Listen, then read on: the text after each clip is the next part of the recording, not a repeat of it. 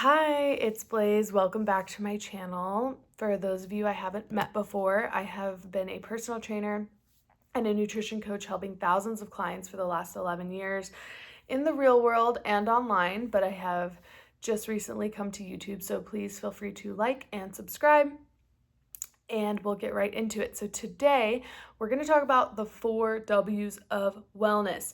I came up with these. I think they're very important. I think they're very solid. I think they're very sustainable, and they're all things that you can do that don't really have to cost you really any money. These are all real life things that you can do to get the body that you want, to get the mindset that you want, to feel amazing in your skin.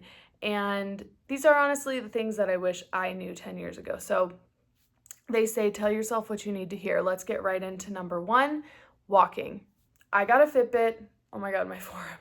I got a Fitbit like probably 6 months ago. This thing has been a huge game changer. It is very accurate in counting my steps, and it has made me walk so much more. I used to use my phone and I kept being like, man, I'm not really walking that much. And then as soon as I got the Fitbit, I pretty much always get 12,000 steps a day. So my first number 1 tip, my 4 W's of wellness. Number 1, walk. You gotta walk. Walk, walk, walk, walk, walk, walk, walk, walk, walk. Why?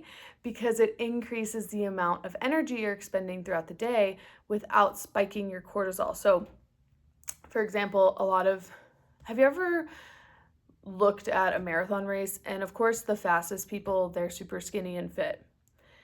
But if you ever look at some of the middle people or the people that finish towards the end, you notice like they run all the time, but yet they have belly fat.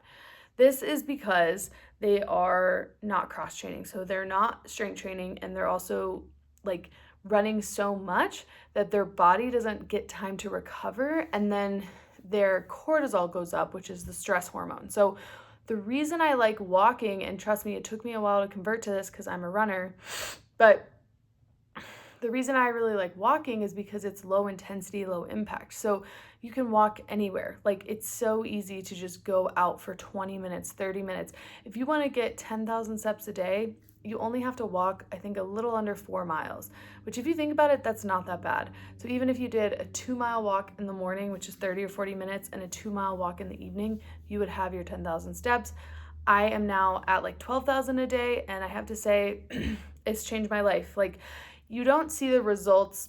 It's not like if you start walking 10 or 12,000 steps a day, you're immediately going to start seeing results like 2 months in. You really have to be consistent with walking. So I remember when I started, I was like, this isn't really like changing me that much. But as I consistently did it over time and got my stress hormone, my cortisol down from doing less cardio, even though I still do cardio, I do it like twice a week instead of fucking 6 days a week.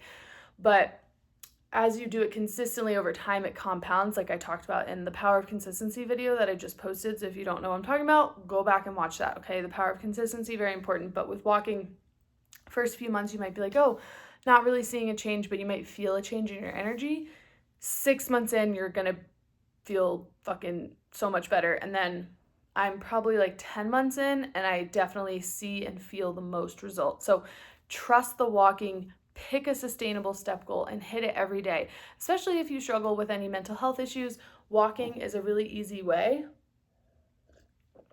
to get outside, to get your body under the sun, and to get you feeling better. So please get your walking in. For some people, this is really easy. If you live in Europe, you're like, this is chill. If you live in a city, it's probably a lot easier, but I live kind of in like the suburbs, so it's harder for me, but walking is huge. This morning I only had 5 minutes, but I just went out and walked for 5 minutes because I wanted to get my eyes on the sun, which really helps. So that's number 1, walking. Add it in, do it. Let me know if it helps.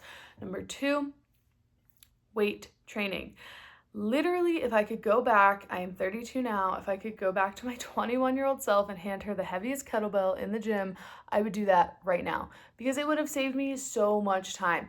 I used to just do cardio all the time. I would run 6 days a week, get plantar fasciitis in my feet, wonder why I had belly fat.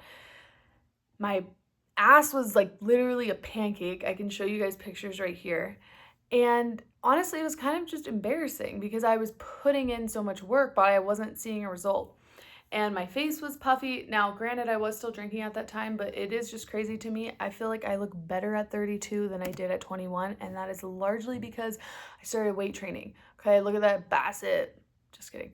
But this is something I think is finally going away, where women used to think that lifting weights would make them bulky, which I have told you plenty of times, and I'll keep telling you that is wrong.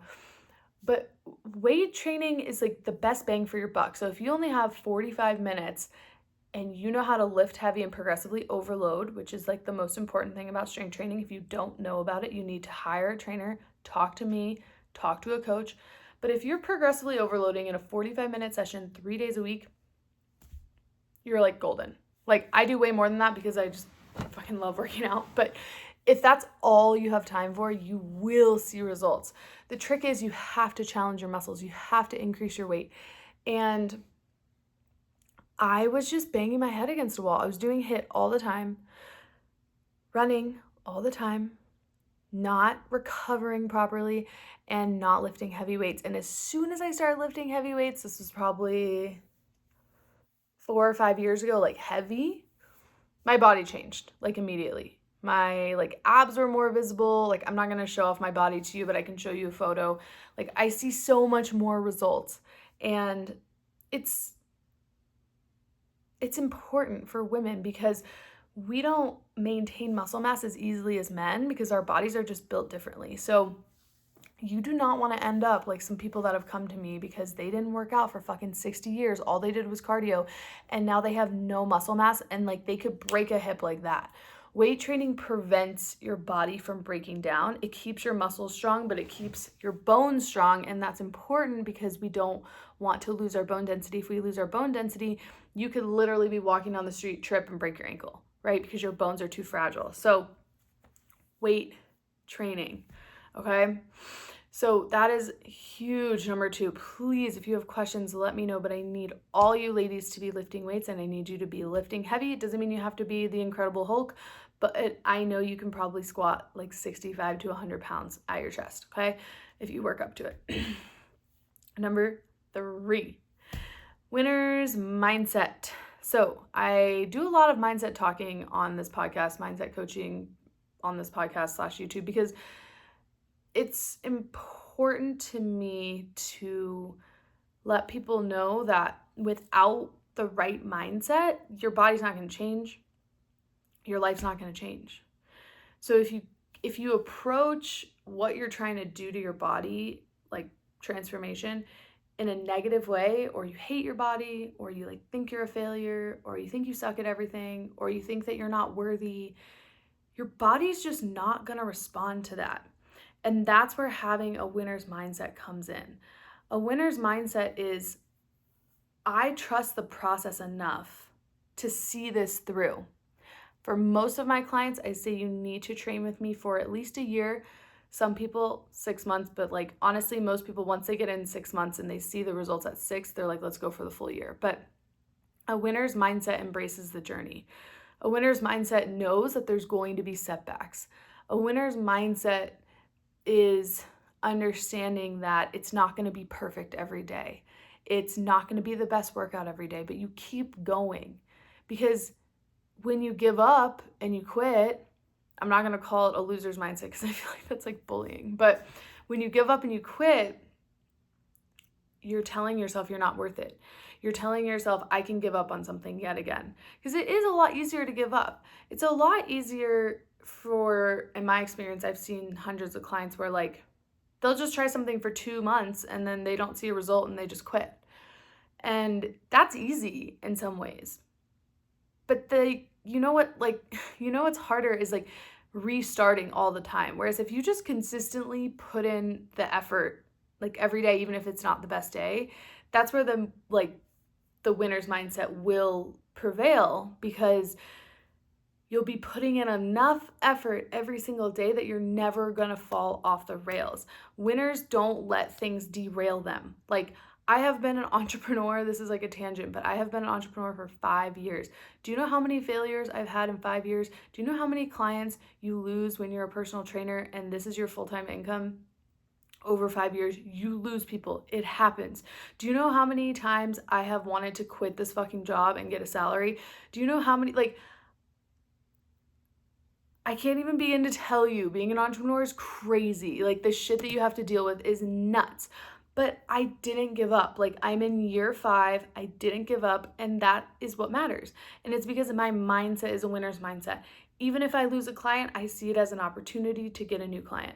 Even if someone is not seeing results, I up their frequency and then they start seeing results. Like, there's always a way to keep digging and to keep pushing. And if you don't have that mindset, I could tell you all the things in the world. I could coach you on exactly what to do, but if your mindset isn't right, you're not going to do it and then you're going to fail. So, what can you do to have a winner's mindset today? Is it, I'm going to get my workout in? Is it, I'm going to go to the gym? Is it, I'm going to pack my gym clothes so I have them in my car? I'm about to pack, I normally keep clothes in my car, but I'm out right now. So I normally keep like workout clothes in my car so that if I need to get in a workout and I don't have that much time, I have the stuff. Like, winners don't quit.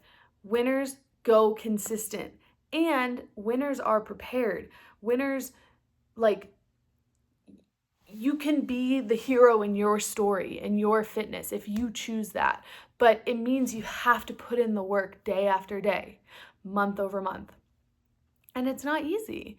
But having a winner's mindset, seriously, it's like, that's probably the biggest takeaway you could take from this video. If you take one thing, change your mindset. Change your mindset to be someone who doesn't give up, okay?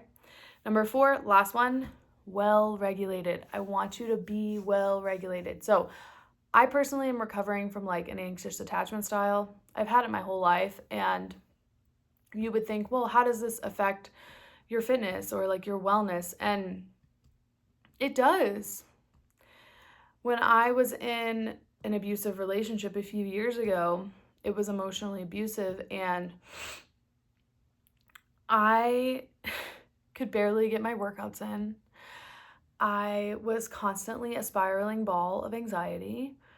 I was always upset. I was very dysregulated. There would be times where I felt like I was not in my body. Would leave my body because it was safer to like mentally leave my body because of the way this person was acting towards me. And if you want to know what I'm talking about, go to the Aubrey Marcus's Spiritual Narcissism podcast that I recorded, the YouTube video.